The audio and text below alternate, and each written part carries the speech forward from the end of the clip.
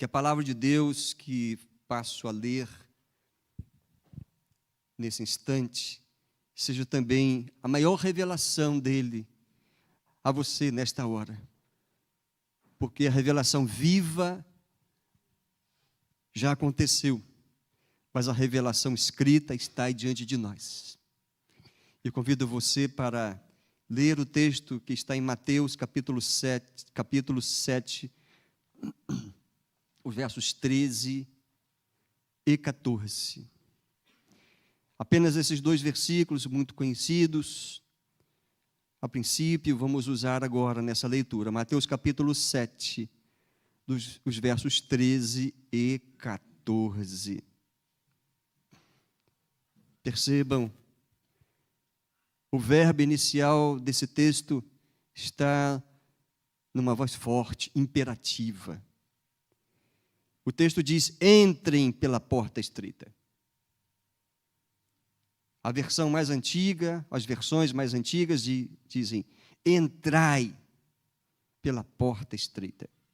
Porque larga é a porta e espaçoso é o caminho que conduz para a perdição, e são muitos os que entram por ela. Estreita é a porta e apertado é o caminho que conduz para a vida, e são poucos que o encontram. Ó Deus, que os nossos olhos estejam abertos para as verdades espirituais da Tua palavra, nossos corações sensíveis à direção, à orientação, ao ensino do Espírito Santo do Senhor. Te damos graças por esse texto, pela palavra, por Jesus, pelo Espírito, pela igreja, que podemos fazer parte, pelas promessas, pela esperança, pelo perdão, pela libertação. Somos gratos ao Senhor e pedimos: fala conosco, no nome de Jesus. Amém. Assente-se, que você que está em casa, por meio dessa transmissão, que você esteja atento. É muito fácil a gente se distrair num momento como esse. Mas aqui estamos diante de um texto por demais conhecido, e você sabe, você deve ter percebido que esse texto faz parte da conclusão do Sermão do Monte.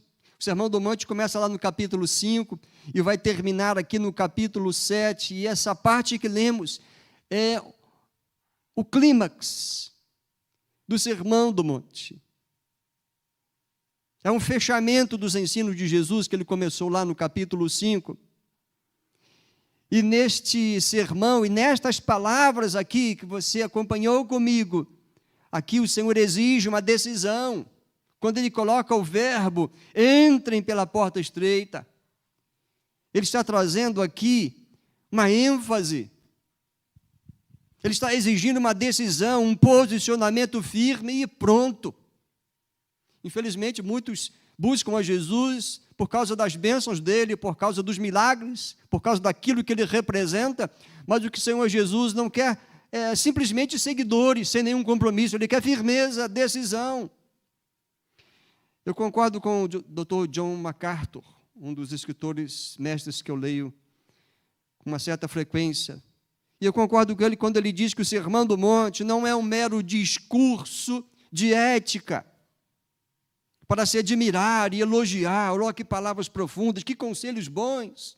Não, não é um mero discurso ético para a gente admirar e elogiar as palavras e o estilo de vida que o Senhor Jesus está ensinando. Não é também um tipo de lei moralista. Sim, porque no Sermão do Monte o Senhor Jesus falou de diversos assuntos. Falou de humildade, falou de perdão, falou de como se deve ajudar os pobres, dar esmola, cuidado com a ira, cuidado com aqueles que são falsos, cuidado com os inimigos, como tratar os inimigos. Mas Jesus falou de espiritualidade, de relacionamento, falou de oração, falou de jejum. O Senhor Jesus falou de muitas coisas, falou do coração. E ao final de todo o seu ensinamento, ele então está aqui exigindo daqueles que estavam ouvindo o seu sermão ali numa montanha, conforme diz lá o início do capítulo 5 de Mateus, uma multidão ouviu Jesus, certamente com muita atenção, ávidos, bebendo cada palavra, impactados, mas ao final Jesus exige uma decisão. Ele não obriga, mas as palavras dele são quase como uma exigência. Ele não força, mas ele diz: decidam-se já. Não deixem passar o tempo, não fiquem esperando um outro discurso. Vocês já entenderam. Porque, em resumo, sabe o que o Evangelho está apresentando, queridos? O Evangelho está apresentando o caminho da salvação. Não adianta estar no meio de uma multidão, achando que onde a multidão está indo é o caminho certo, porque a maioria tem razão. É o contrário. O paradoxo que Jesus está mostrando é que são poucos. É uma minoria. Nesse tempo em que estamos vivendo, mais de 8 bilhões de pessoas existem e vivem. E existem as mais diferentes manifestações religiosas e crenças. Com quem está a maioria? Muito cuidado com seguir a maioria. A maioria vale para algumas coisas. Nem sempre é a torcida de maior número que leva o time à vitória. Deixa eu falar um pouquinho do meu time agora. Não vou falar, deixa quieto. Um time pequeno em comparação com tantos. Por isso que eu sou um destes, estou com a minoria. E não me envergonho. Olha que Jesus está falando aqui que nem todos estão no caminho certo, nem todos fizeram a melhor escolha. Cuidado com permanecer oculto entre a multidão, sendo levado. Onde a multidão vai, eu vou. Isso é um perigo, isso é um engano. O Senhor Jesus, no Sermão da Montanha, ou Sermão do Monte, ele está falando acerca do reino dos céus e das implicações do reino dos céus daqueles que querem entrar nele ou estão nele. Mas porque o reino dos céus é exigente, muitas pessoas não querem. Mas a exigência é boa. Preserva o caráter, preserva o coração. A exigência do reino nesse estilo de como lidar com o outro, com o pecado. No Sermão da Montanha, Jesus fala também da imoralidade, fala do divórcio, fala do adultério. Seguir os ensinamentos de Jesus traz benefícios, já para a vida, para o ser, para o casamento, para a família, para a sociedade, mas, sobretudo, seguir a palavra de Jesus é um estilo de vida que significa ser aprovado por Deus, é estar no caminho que conduz aos céus, no caminho da salvação, porque o Evangelho puro, queridos, apregoa o caminho da salvação. Veja que aí está no singular. Não existe caminhos que levam a Deus, existe um caminho. E esses que se diz ser o caminho é o próprio Jesus, que diz: eu sou o caminho. Mas aqui Jesus também usa a outra ilustração, a porta estreita. Entrem pela porta estreita. E ele diz lá em João, capítulo 10, eu sou a porta. Então, o Sermão do Monte, que tem o clímax nessas últimas palavras de Jesus aqui, nesse texto que li, e um pouquinho daqueles que estão aí adiante, esse Sermão do Monte é o resultado prático de quem já está no caminho da salvação, ou se espera daqueles que vão entrar no caminho da salvação. Os versos 13 e 14, portanto, que acabamos de ler, na verdade, são esse clímax evangelístico do sermão, porque esse texto é extremamente evangelístico, não é um texto que fala simplesmente de ética cristã. Então, perceba mais uma vez o verso 13, entrem. É um chamado, quase que uma exigência, mas teríamos uma obrigação moral de obedecer a Jesus, se cremos nele, se cremos que ele fala a verdade, que ele é a encarnação de Deus, que ele veio a nós, deveríamos ouvir cada palavra dele e obedecer prontamente, já, sem esperar, sem ficar esperando para onde a multidão está indo. Se essa multidão vai seguir Jesus, eu vou esperar a multidão. Jesus trata individualmente, e o reino é uma questão que se trata para entrar nele individualmente. Lucas, no texto paralelo a esse, lá em Lucas 13, 24, ele diz: porfiai por entrar pela porta estreita. É um verbo que está traduzido nas versões mais atualizadas por esforcem-se, lutem. Não que para entrar no céu a gente tem que fazer isso por esforço próprio, mas é porque para decidir entrar no caminho da salvação, entrar no reino, seguir a Jesus, é uma luta interior. É o pecado, lutar contra o pecado. É a carne contra o espírito contra a carne que Paulo falou. Tem a pressão do mundo, tem a pressão da multidão, tem a pressão, o que a minha família vai dizer se eu passar a ser um seguidor de Jesus, alguém que leia a Bíblia para obedecer à vontade de Deus, o que vão dizer? É uma luta contra a opinião dos outros, contra a natureza pecaminosa, contra as vontades interiores, que vão na contramão da vontade de Deus muitas vezes.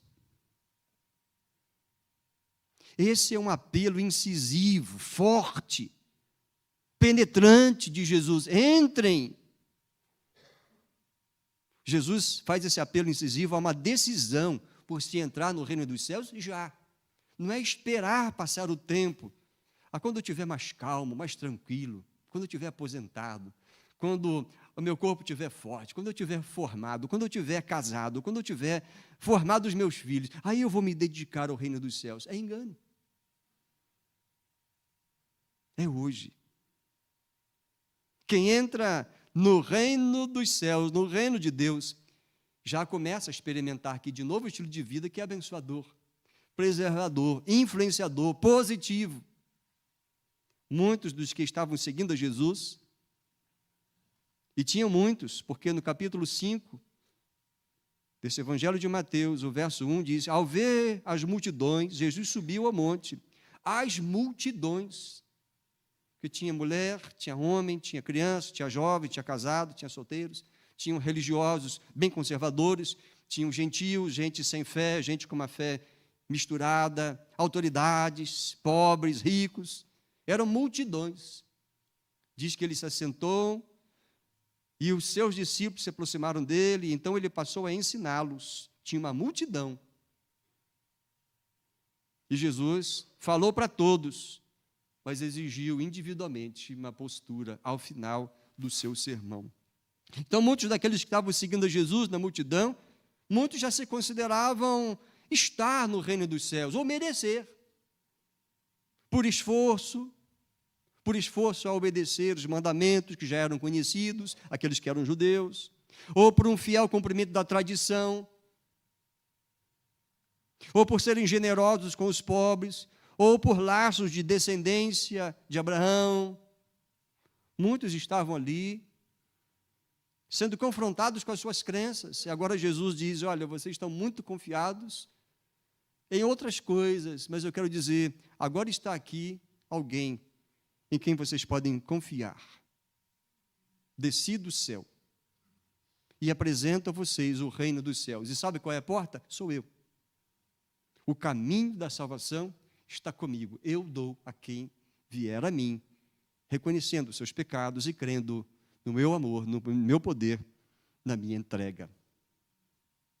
Quem está no reino de Deus tem um comportamento marcado pelo abandono da autossuficiência, da autoconfiança e de qualquer mérito.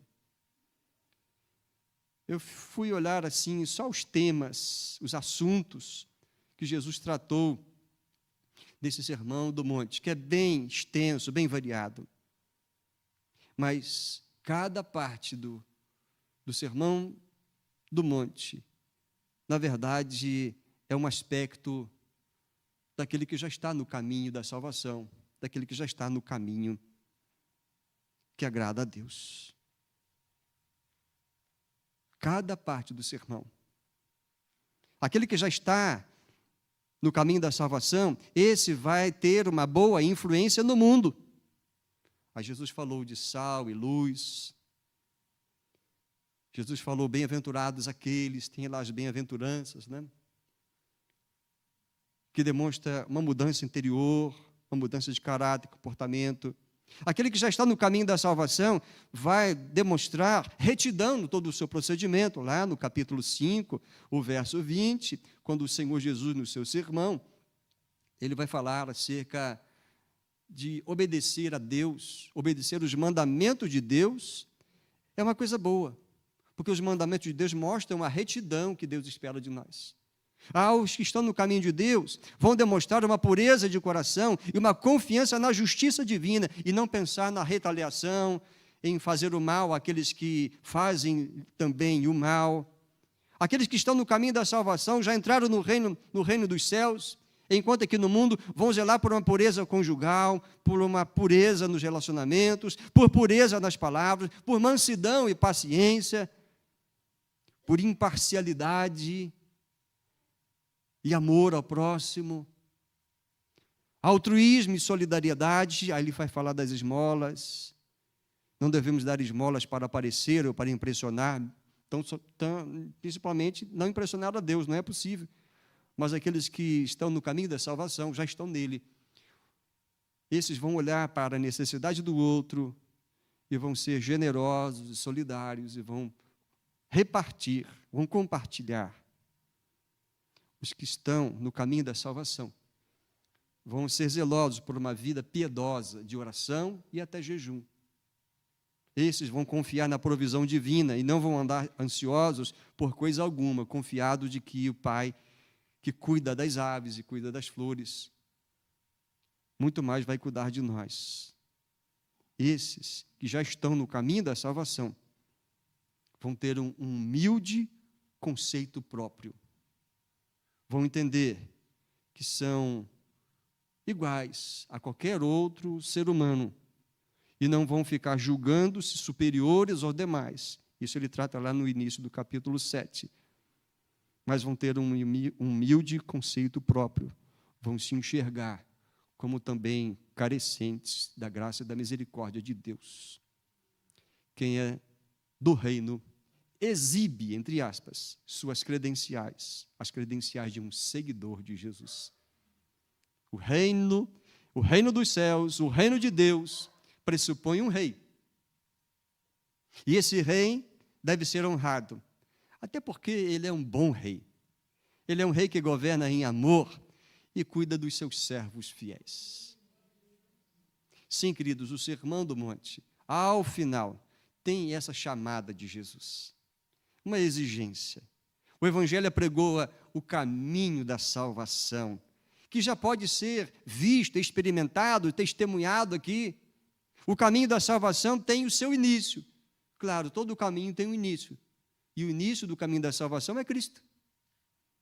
Aquele que já trilha o caminho, revela que já está nele, revela este caminho pelo seu próprio estilo de vida, reto, agradável a Deus, balizado pelos princípios morais e espirituais ensinados por Jesus, não só no Sermão da Montanha, mas em todo o seu ministério. Interessante Jesus enfatizar em João 10:9, eu sou a porta. E em João 14, eu sou o caminho, a verdade e a vida. Ao dizer isso tudo nessa grande introdução, falando sobre o Evangelho puro, que apregou o caminho da salvação, eu quero, assim, enfatizar uma outra coisa. Uma escolha é inevitável. E não tem muitas escolhas. O Senhor Jesus diz aqui de apenas duas. Uma escolha é inevitável para todas as pessoas. Escolhas são requeridas a todos nós. Todo o tempo fazemos escolhas quanto às muitas coisas. Eu quero dizer que eu sou muito ruim de fazer escolhas para comprar roupa, calçado. Eu demoro muito. Mas eu sei que, afinal, eu tenho que fazer uma escolha. E em todas as coisas que dizem a nossa vida terrena, temos que fazer escolhas. E Deus nos manda fazer escolhas, especialmente e urgentemente, quanto a essa questão de entrar no caminho certo, o caminho da salvação. As diversas maneiras que Deus requeriu a escolha nas Escrituras podem ser vistas dessa forma. Por exemplo, aos filhos de Israel, por meio de Moisés, em Deuteronômio capítulo 30, o verso 19, o texto diz: hoje tomo o céu e a terra por testemunhas contra vocês, que lhes propus a vida e a morte, a bênção e a maldição. Sabe qual é o conselho de Deus? Escolham a vida para que vivam vocês e os seus descendentes. Vejam, Deus não obrigou. Moisés não obrigou. Ele falou em nome de Deus. Mas uma escolha é requerida. Deus também, por meio agora não de Moisés, mas de Josué, no capítulo 24, o verso 15.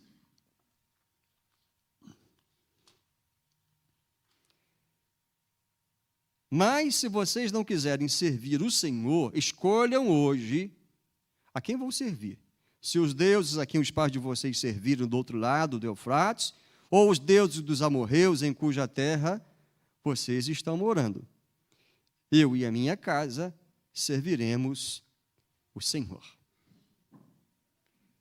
Esse texto está se pedindo aqui uma tomada de posição. Não fiquem cocheando entre dois pensamentos, querendo servir a Deus e, ao mesmo tempo, servir às outras divindades, que não são divindades verdadeiras. Deus se revelou como único. Ele fez isso lá no Egito, nos Sinais, nas pragas, e também fez isso sustentando o povo de Israel 40 anos no deserto.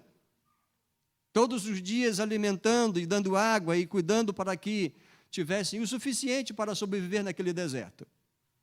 Mas o povo ainda ficou assim, pensando, peraí, agora, para onde? Para onde vamos nos dirigir?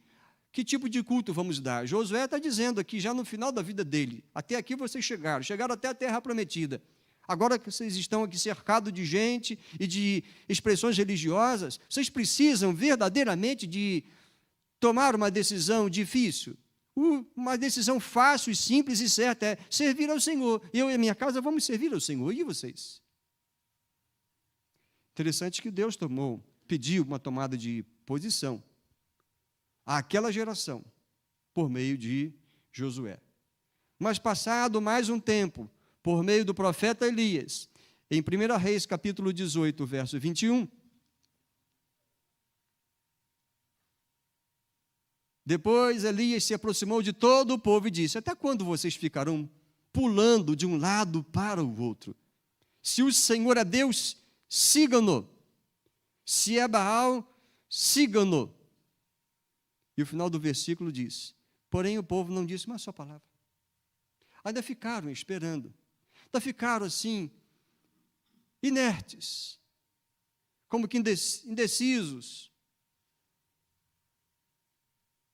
Tomada de decisão. Escolha.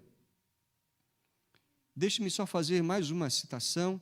Agora, Deus requeriu do povo uma tomada de decisão, uma escolha, por meio do profeta Jeremias, no capítulo 21, o verso 8. A este povo você dirá o seguinte: assim diz o Senhor, eis que ponho diante de vocês o caminho da vida e o caminho da morte.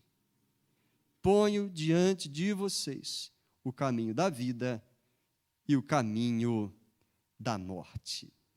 Nesse contexto aqui, Jerusalém estava à beira de ser destruída pelos babilônios. Por que Deus estava permitindo que Jerusalém estivesse às vésperas de ser destruída? Por causa de rebeldia, por causa da idolatria, por causa do abandono da aliança com Deus. Mas, se houvesse um arrependimento total, volta para Deus, Jerusalém não seria destruída. A vida seria preservada, senão a morte chegaria como chegou. Jerusalém foi destruída. Escolha. Jesus, então, ao final do Sermão do Monte, ele está dizendo que uma escolha é inevitável para todas as pessoas. Não importa se são homens, mulheres, se são de uma religião, ou se daqueles que não têm nenhuma religião, tem que ter uma religião. Não se trata de religião, se trata de escolha. Se trata de postura diante de Deus. Cada pessoa tem de fazer a escolha, ou pelo sim, ou pelo não. Ou pelo sim, entrar no caminho da salvação, ou não vou entrar no caminho da salvação. É uma escolha. E é inevitável, porque não tem uma terceira via, nem zona neutra. Mas eu quero fazer uma outra observação. uma outra ênfase, que são características da escolha do caminho da salvação. Primeiro, que a escolha é individual. Poderia dizer, mais uma vez, gosto muito dessa expressão, porque ela é enfática.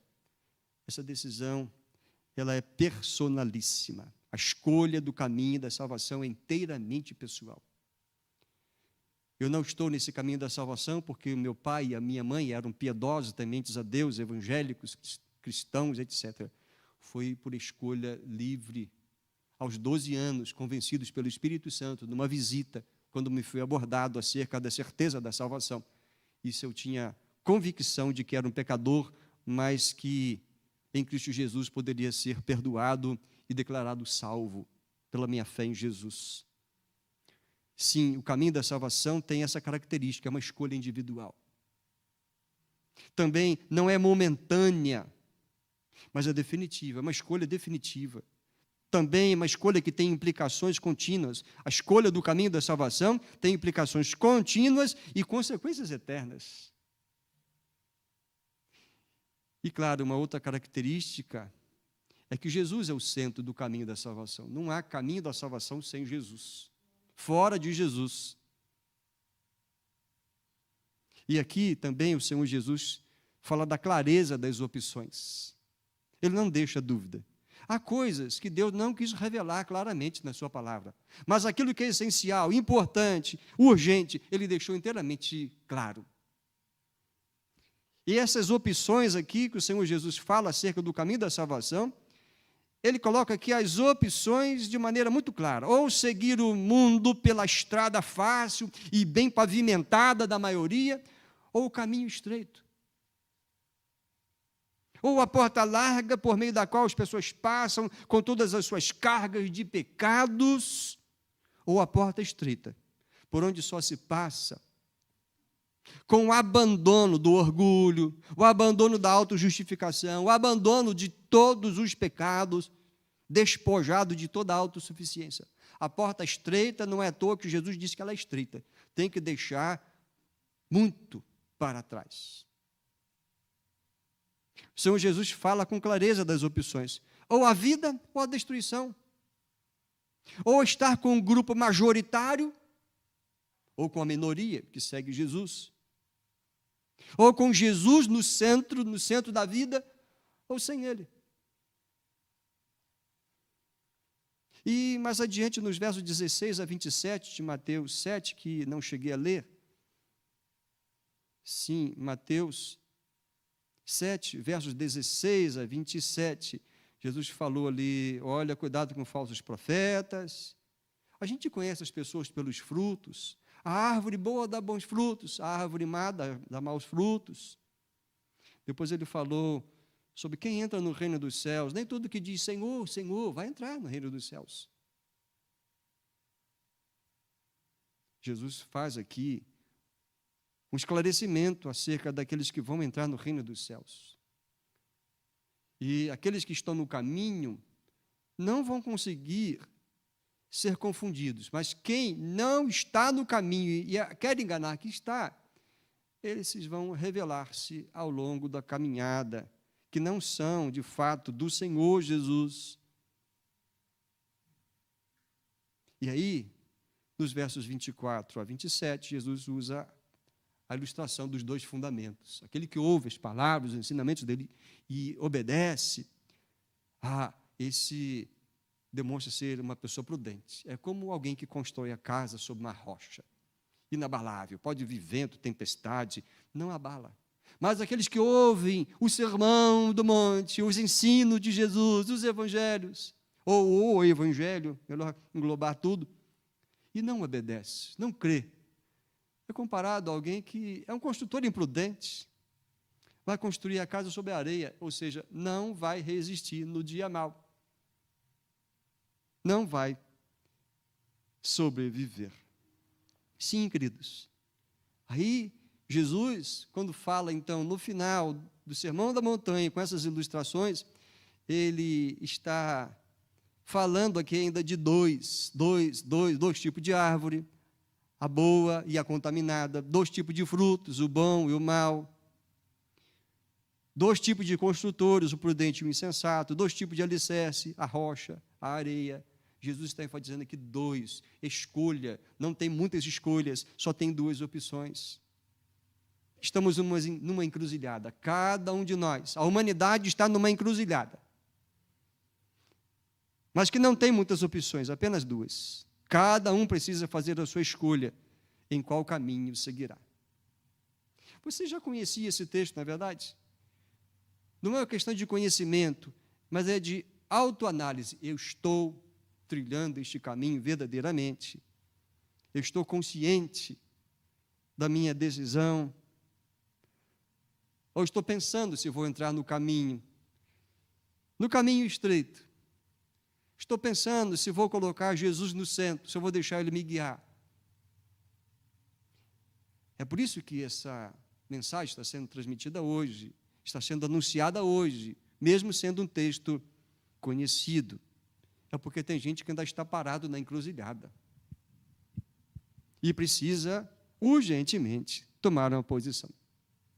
Sim, o evangelho puro, verdadeiro de Jesus, com o qual a igreja está comprometida, apregou o caminho da salvação. E em terceiro lugar, e isso denota urgência e ação imediata. Salvação é algo para agora. Tem gente que acha, bom, depois que eu morrer, aí Deus sabe. Não, salvação é algo para agora. Jesus disse que é necessário crer nele, porque depois da morte, não tem mais opção, oportunidade, é enquanto há vida. Salvação é algo para agora. Por isso o verbo é entrai, ou entrem pela porta estreita. Vocês já acabaram de me ouvir Jesus falando agora, entrem já.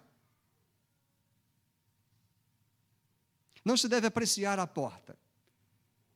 Aqui na nossa cidade tem alguns prédios antigos, o centro histórico tem ali uns prédios muito antigos, e algumas portas que foram reformadas, portas de madeiras maciças, e algumas varandas assim, não chega a ser nem varanda, né? Mas tem algumas portas que se abrem assim, no segundo andar, no sobrado, portas antigas, bem trabalhadas, com algumas grades.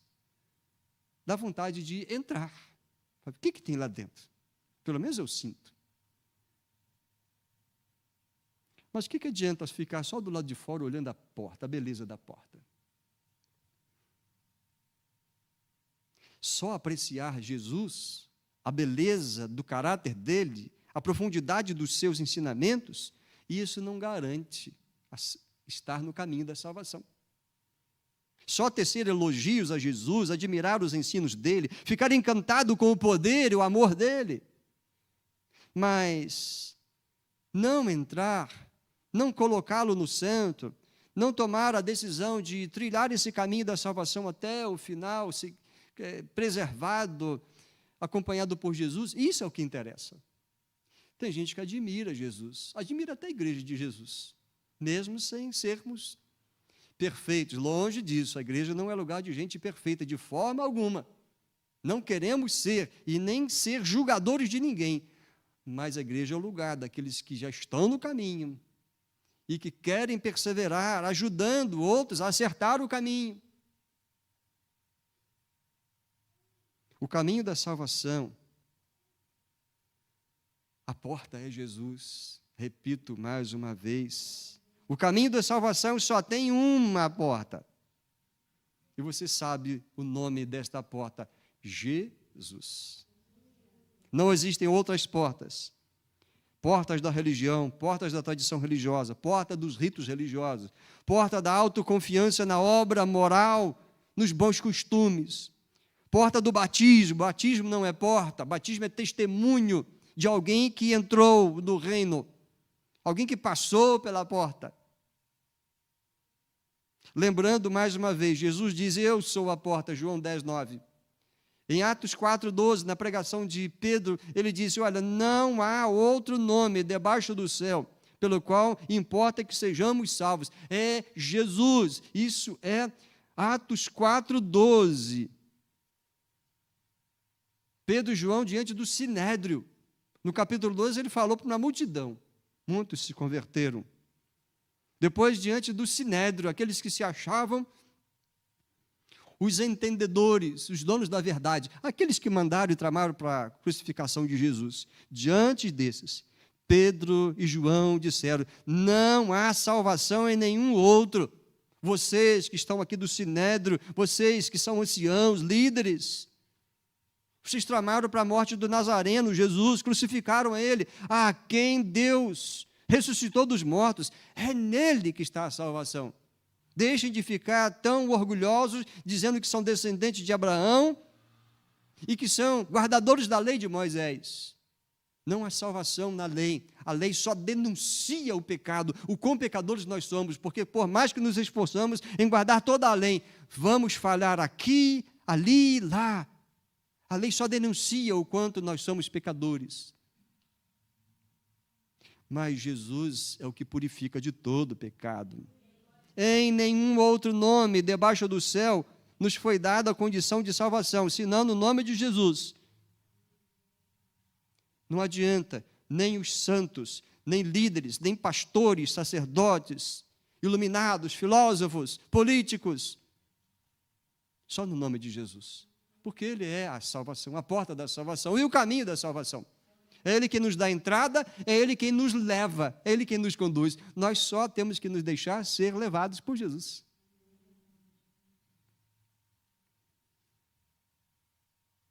E também, citando agora um outro texto, por demais importante e conhecido, 1 Timóteo, capítulo 2, o verso 5.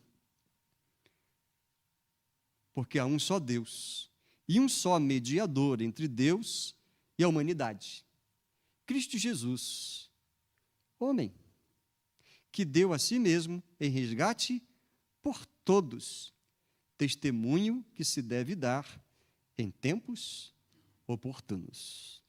E a campanha de missões estaduais diz: fale a toda a gente, fala a todo tempo, porque o caminho da salvação está aberto a todos ainda.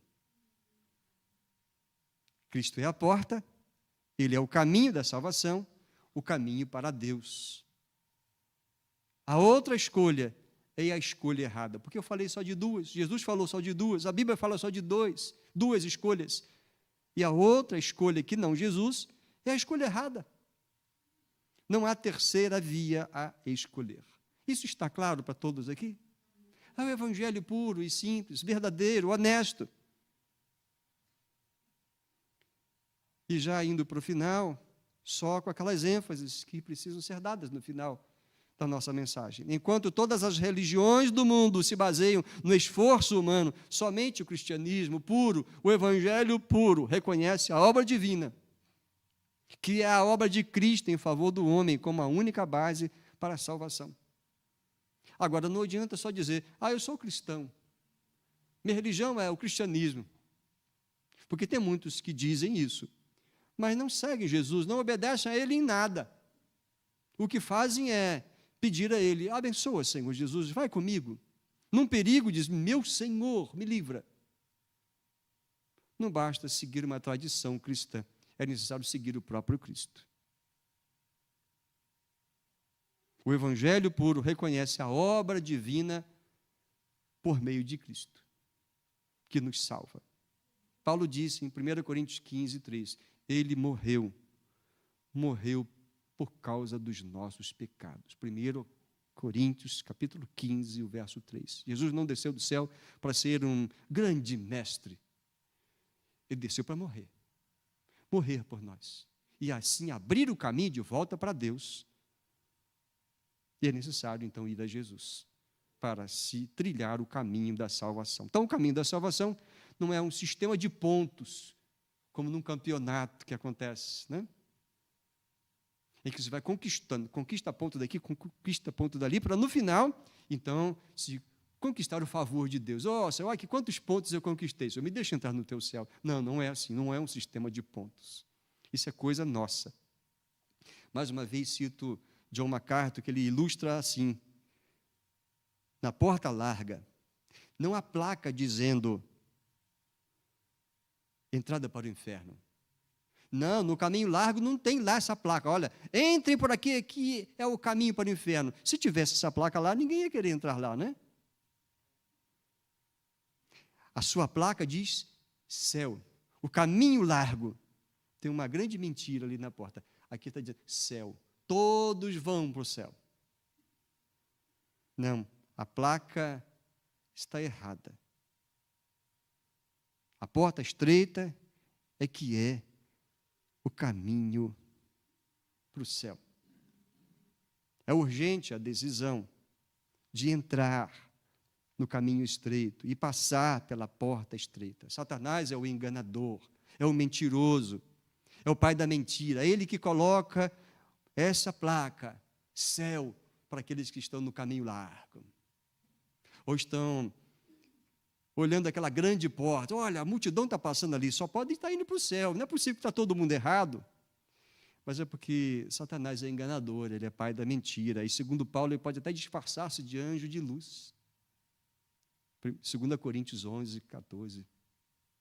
Quantas portas ele já não deve ter enfeitado, dizendo céu, religião, céu, honestidade, céu, reencarnação, céu. E outras coisas. Mas céu, a porta é Jesus. Jesus disse: são muitos os que entram no caminho errado. São muitos os que entram pela porta larga.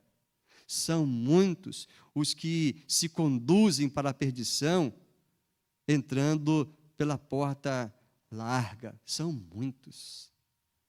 Que tristeza, mas é a realidade, é a verdade. Jesus disse: porfiai, lutai, esforcem-se para tomar a decisão. Para de se esforçar pelo mérito próprio para entrar no céu. Jesus está dizendo: lutem, lutem contra o pecado, contra a opinião dos outros, contra a multidão, o que vão falar, e fiquem em paz, porque se não fez, e se você então fizer hoje, você vai ficar em paz com Deus, mesmo que o mundo se levante contra você, você vai ficar em paz com Deus e certo de que ao final, por ter trilhado o caminho da salvação, você entrará no descanso da sua alma. Lembre-se, o caminho da salvação vai valer a pena. E termino com uma citação do apóstolo Paulo, com uma ilustração ao mesmo tempo já embutida. A boa notícia é que, apesar da porta ser estreita, ela é suficientemente larga para passar o principal dos pecadores. Essa expressão não é minha. Paulo disse: olha, este evangelho é o evangelho da salvação, o evangelho que eu prego, e esse Jesus é a verdade. Nas palavras dele, ele diz: esta palavra é fiel, este evangelho puro é verdade, esta palavra é fiel, digna de toda aceitação, que Cristo Jesus veio ao mundo para salvar os pecadores, dos quais eu sou o principal. Paulo disse acerca dele: eu sou o principal, sou o maior dos pecadores, mas a porta é estreita, eu posso passar por ela. Se alguém aqui se considera um grande pecador, que não é digno do perdão de Deus, e ninguém é, mas alguém pode estar com a autoestima bem lá embaixo, portanto que errou, quero dizer para você: a porta estreita cabe você. Jesus recebe você, coloca você no reino dos céus e caminha com você até o final. Se não fez essa decisão, olha, Jesus está dizendo: entra já. E quem já fez, mostre isso, não com orgulho, mas para influenciar pessoas. Mostre o que é o caminho da salvação. É esse caminho que se segue no exemplo e no poder de Jesus. Alegre-se comigo se você já entrou. Vamos agradecer ao Senhor. E quem não entrou, o convite é: faça uma oração agora. Diga para Deus: sou um pecador, sim, estou muito consciente, mas mesmo sendo assim, sei que o Senhor me oferece perdão, amor, nova oportunidade. Vou seguir Jesus. Quero entrar hoje no caminho da salvação e vou até Jesus e declaro Ele como Salvador e Senhor da minha vida. Senhor, agradecemos por esta hora tão abençoada na nossa vida. A palavra do Senhor é clara e o teu amor por nós é de fato maravilhoso, abrangente, acolhedor, mas o Senhor pede de nós decisão firme. Estamos aqui, ó Deus, para reafirmar o nosso propósito de permanecer fiéis ao Senhor. E se falharmos, que o Senhor nos perdoe. Se falharmos, que o Senhor nos corrija, porque não vamos sair do caminho da salvação. Jesus está conosco, Ele segura a nossa mão, Ele vai nos defender de todo o mal. Assim, ó Deus, oramos com gratidão e pedindo, abençoe os que estão recebendo Jesus nos seus corações, entendendo a mensagem pura e clara do Evangelho, do caminho da salvação. Oramos em nome de Jesus. Amém.